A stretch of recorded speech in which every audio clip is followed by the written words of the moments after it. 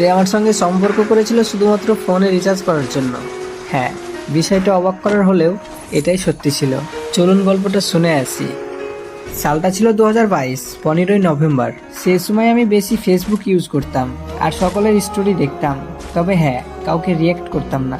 আমি প্রতিনিয়তের মতোই সবার স্টোরি দেখছি ফেসবুকে। হঠাৎ করে একটা মেয়ের স্টোরি আমার সামনে আসলো, আর সেই একটা দুইটা না, 10 থেকে 15টা স্টোরি দিয়েছে, তাও আবার স্যাড।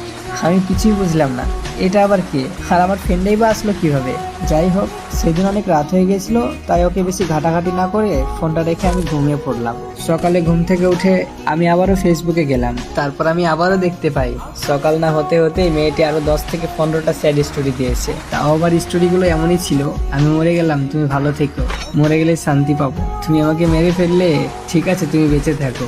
তারপর ওর প্রোফাইলে গিয়ে ওর প্রোফাইলটা একটু ঘেটে আসলাম, ভাবলাম কিছু একটা কমেন্টে বলবো। তারপরে কি মনে হলো আর কিছু বললাম না।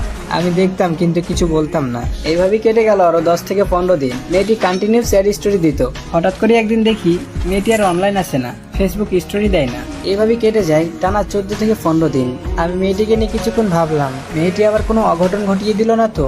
এসব ভাবতে ভাবতে রাত হয়ে যায়, আমি ঘুমিয়ে পড়লাম। পরের দিন আমি সকালে ঘুম থেকে উঠে আমি প্রতিনিয়তের মতো ফেসবুকে চলে যাই, সকলের স্টোরি দেখছি।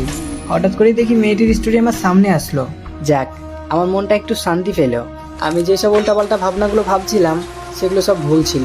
তারপর আমি ভাবছি, মেয়েটাকে কি আমি SMS করবো যে এতদিন কেন অফলাইন ছিল।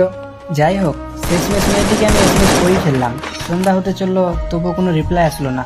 অনেকক্ষণ অপেক্ষা করার পর রাত 10টার সময়তে আমার কাছে রিপ্লাই আসে, আর রিপ্লাই এটা লেখা ছিল যে আমার ফোনে এতদিন রিচার্জ ছিল না। এরপর আমি মজা করে বললাম, আমি তো ভেবেছিলাম আপনি কোনো অঘটন ঘটিয়ে দিয়েছেন। তারপর মেয়েটি বলল, কেন, এটা ভেবেছিলেন কেন? তারপর আমি বললাম, আপনি যে এরকম প্রতিনিয়ত স্যাড স্টোরি দিতেন, আর এরই মধ্যে যদি হঠাৎ করে হারিয়ে যান, তাহলে তো এই ভাবনাটা মাথায় আসবেই, স্বাভাবিক বিষয়। তারপর আমি আবারও বললাম, আচ্ছা, এসব স্যাড স্টোরি দেওয়ার কারণটা কি? এরপর মেয়েটি আমাকে সবকিছু খুলে বললো, একটা ছেলেকে সে ছোট থেকে ভালোবাসতো, অনেক বিশ্বাস করতো, আর সেই ছিল তার প্রথম ভালোবাসা। কিন্তু দিন শেষে তাকে ঠকিয়ে দিয়েছে, আর দিনের পর দিন, রাতের পর রাত কেটে যাওয়ার পরেও তাকে ভুলতে পারছে না। এভাবেই তার সঙ্গে আমার আস্তে আস্তে পরিচয় হয়, কথা বলা শুরু হলো, আর আমি তাকে বুঝালাম স্যাড স্টোরি মেরে কখনো কষ্ট কমানো যায় না। তারপর থেকে সে কিন্তু আর স্যাড স্টোরি মারতো না। তার পুরনো স্মৃতি ভোলার জন্য তার সঙ্গে আমি সবসময় কথা বলতাম, আর এরই পরে বুঝতে পারলাম তারা অনেক গরিব ছিল। এইভাবেই তার সঙ্গে কথা চলতো। একসময় তার প্রতি আমার মায়া জন্মে যায়। হ্যাঁ, মায়ায় আমি পড়েছিলাম, কিন্তু একসময় মেয়েটি আমাকে নিজে থেকে প্রপোজ করে। তার সরলতা দেখে তাকে আর না করিনি, অ্যাকসেপ্ট করে নিয়েছিলাম। আর হ্যাঁ, মেয়েটিকে কিন্তু আমি এখন পর্যন্ত দেখিনি। তারপর একদিন আমি বললাম, আচ্ছা, তোমাকে তো আমি না দেখেই ভালো